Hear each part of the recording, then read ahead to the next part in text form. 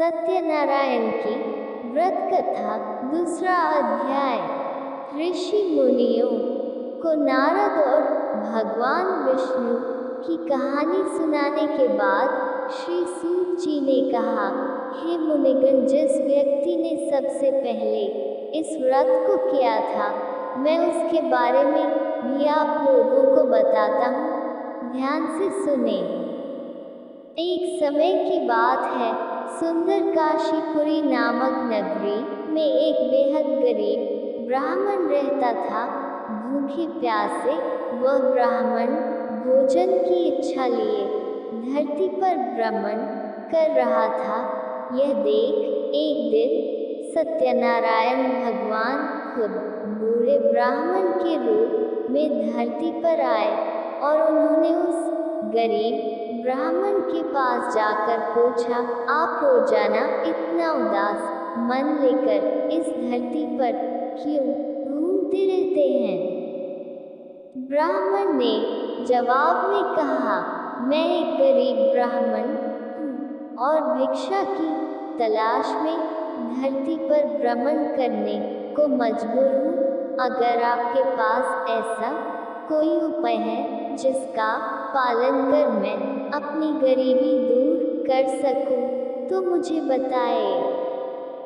इस पर बूढ़े ब्राह्मण ने कहा, तुम भगवान सत्यनारायण की आराधना करो। वह सभी के मन की मुराद को पूरी करते हैं। उनकी पूजा करने वाला हर शख्स दुख और कष्ट से दूर हो जाता है।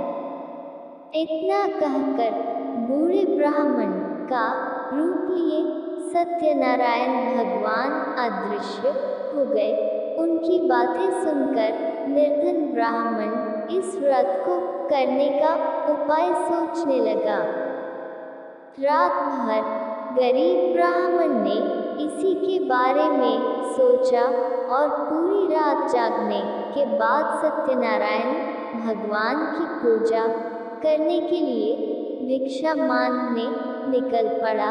अन्य दिनों के मुकाबले उस दिन उस ब्राह्मण को काफी ज्यादा भिक्षा मिली। उस भिक्षा से और अपने प्रियजनों के सहयोग से किसी तरह ब्राह्मण ने सत्यनारायण भगवान की पूजा की। पूजा के बाद उस गरीब ब्राह्मण के सभी दुख दूर हो गए। धीरे धीरे वह कई संपत्तियों का मालिक हो गया। ब्राह्मण हर महीने नियमित रूप से इस पूजा को करने लगा। श्री सूत ने कहा, इस तरह से जो कोई भी सच्ची श्रद्धा के साथ श्री सत्यनारायण भगवान की पूजा करेगा, वह सभी प्रकार के दुखों और पापों से मुक्ति पा सकेगा।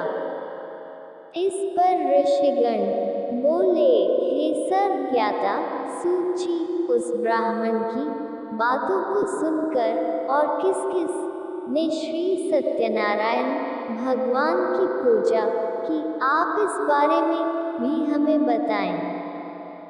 फिर सूत जी ने आगे कहा, इस व्रत को जिन लोगों ने भी किया, मैं उन सभी के बारे में आप लोगों को बताता हूँ। ध्यान से सुने। एक बार वह गरीब ब्राह्मण धन और संपत्ति की प्राप्ति के बाद अपने परिजनों के साथ इस व्रत को करने की तैयारी कर रहा था। तभी एक बूढ़ा व्यक्ति लकड़ी बेचते हुए वहां आया। उसने लकड़ियों को बाहर रखा और स्वयं ब्राह्मण के घर के अंदर चला गया। प्यास से तड़पता वह लकड़ी बेचने वाला जब घर के अंदर आया तो उसने देखा कि ब्राह्मण पूजा पर बैठा हुआ था। उसने ब्राह्मण को नमस्कार किया और पूछा, हे मुनिवर, आप यह कौन सा तप कर रहे हैं और इसे करने से क्या फल मिलेगा? लकड़हारे के सवालों का उत्तर देते हुए ब्राह्मण ने कहा, यह व्रत श्री सत्यनारायण भगवान का है। इसे करने से मन की इच्छा पूरी होती है। इसी व्रत का पालन करके मुझे धन की प्राप्ति हुई है। ब्राह्मण से इस व्रत के बारे में सुनकर लकड़हारा बेहद खुश हुआ। उसने चरणामृत व प्रसाद ग्रहण किया और तुरंत अपने घर चला गया। घर पहुंचकर उसने निश्चय किया कि किसी भी हाल में वह भी श्री सत्यनारायण भगवान की पूजा करेगा। इसके लिए वह लकड़ी बेचने उस नगर जा पहुंचा जहां अधिक संख्या में अमीर लोग रहते थे। वहां उसे पहले के मुकाबले अधिक धन मिला।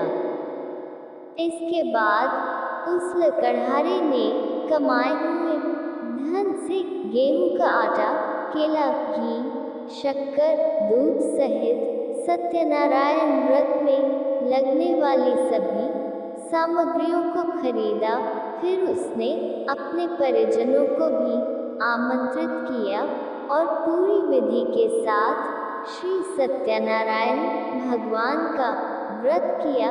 इस पूजा को करने के बाद उस लकड़हारे को भी धन और संपत्ति की प्राप्ति हुई और आखिर में उसे वैकुंठ धाम की प्राप्ति हुई। इस प्रकार सत्यनारायण कथा का दूसरा अध्याय खत्म हुआ। कथा अच्छा लगा तो हमारे चैनल को लाइक करें, सब्सक्राइब करें और बेल आइकन बटन को ऑल पर सेट करें।